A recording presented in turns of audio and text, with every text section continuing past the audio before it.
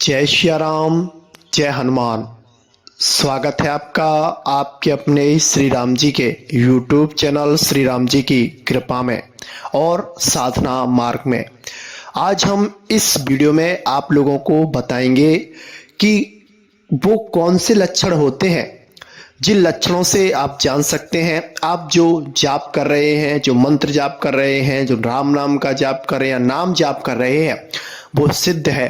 यानी कि आप पर श्री राम जी की कृपा है और आप जो भी जाप करते हैं वो श्री राम जी तक जाता है और श्री राम जी उसे स्वीकार करते हैं और आने वाले समय में श्री राम जी आपके जीवन में कुछ अद्भुत करने वाले होते हैं। जब साधक तन मन सब कुछ लगाकर भगवान को अर्पित करता है और राम नाम का जाप करता है और सच्चे हृदय से अपने अंदर पवित्रता लाने की कोशिश करता है तो भगवान फिर उसके जीवन में अलौकिक परिवर्तन लाना शुरू कर देते हैं। वह भी अपनी तरफ से पूरा मैसेज उसे देते हैं कि बेटे तू लग, मैं तेरे साथ हूं, मैं तेरी हर बात को सुन रहा हूं, मैं तुझसे बात कर रहा हूं, मैं तेरी हर चीज को देखता हूं, तू कर।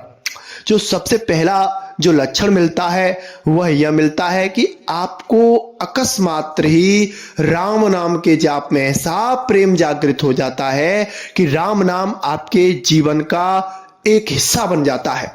यानी कि आप राम नाम का जाप किए बगैर रह ही नहीं सकते हैं।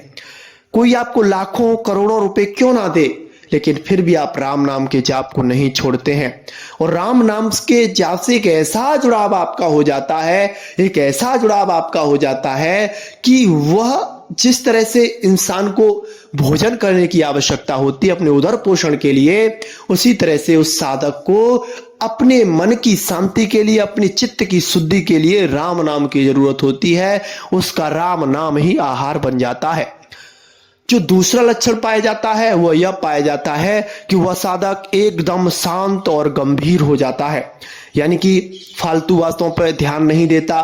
अपना जितना समय उसका होता है वो चिंतन में, ध्यान में, भगवान के स्मरण में, शास्त्रों का अवलोकन करने में, शास्त्रों को पढ़ने में और भागवतिक जो तथ्य हैं उनको जानने में, उनके रहस्य जानने में ही वह जिज्ञासु रहता है और उन्हें जानने की बार बार कोशिश करता है और उसका पूरा समय उसी में ही जाता है और उसे समय का भान नहीं होता है कि उसका समय कब और कैसे निकल गया।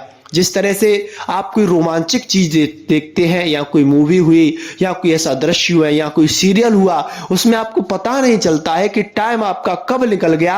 इसी तरह से वह साधक हो जाता है, वह राम नाम के संबंधित कोई भी चीज सुनता है वह उसमें मग्न हो जाता है और उसमें घंटों घंटों लगा रहता है, चाहे वो राम नाम का लेखन कर रहा हो। बहुत से साधक हमारे ऐसे हैं जो राम नाम का लेखन करते हैं और 5 से 6 घंटे एक ही आसन में बैठ कर राम नाम का लेखन करने लग जाते हैं और लेखन से उनके अंदर वह तात्विक शक्ति और भगवान के प्रति आराधना करने का भाव जागृत हो जाता है, भगवान से प्यार जागृत हो जाता है।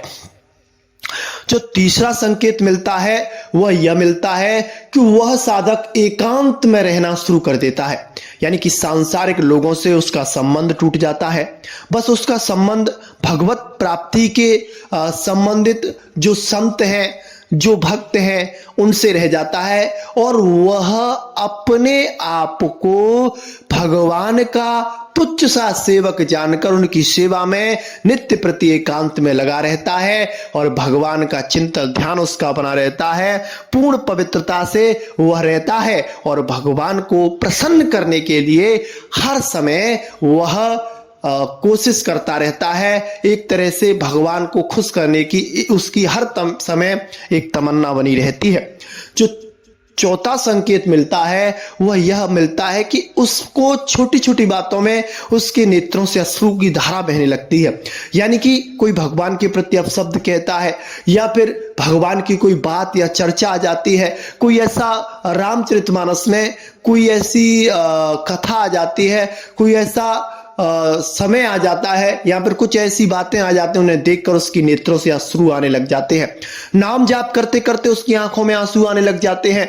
उसके अंदर एक प्रेम उमड़ता है और अपने आप वो भगवान को याद कर करके रोता रहता है, रोता रहता है, रोता रहता है और उसके जो आंखों के अश्रु होते हैं वह ठंडे होते हैं और भगवान को भी वह शीतल कर देते हैं। ना तो भगवान भोग से रीझते हैं, ना ही भगवान आपके पैसे से रीझते हैं, ना ही भगवान आपकी अलग अलग तरीके से सेवा करने से रीझते हैं। मेरे प्रभु श्री राम जी तो बस आंसुओं में बिक जाते हैं। जिन्होंने भी श्री राम जी के लिए आंसू बहाए हैं उन्होंने मेरे प्रभु श्री राम जी के दर्शन पाए हैं। वह प्रभु श्री राम जी के पास नहीं गए हैं, मेरे प्रभु श्री राम जी चलकर उनके पास आए हैं। तो ऐसे हमारे श्री राम जी हैं। जो चौथा लक्षण होता है वह यह होता है कि वह साधक मननशील हो जाता है।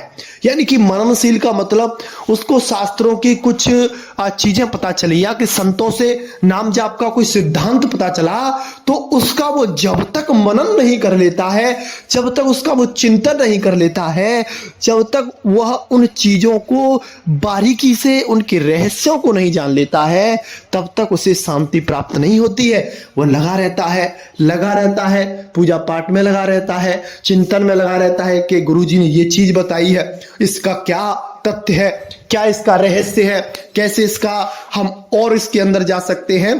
तो उन चीजों में वो लगा रहता है और उसी में वो मस्त रहता है।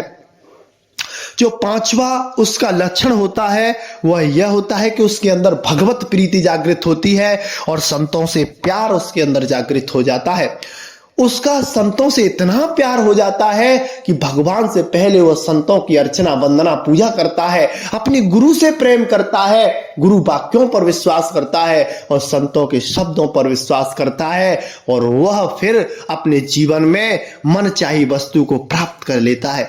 जो संत सदगुरु भगवान के वाक्यों को वचनों को मान के आगे बढ़ते हैं, सत्संग का श्रवण करते हैं, तो वही इस लोक में यश पाते हैं, उन्हीं की इस लोक में कीर्ति होती है, वही सदगति पाते हैं, वही भक्ति पाते हैं, वही संसार में अपनी एक अलग ख्याति बना के जाते हैं।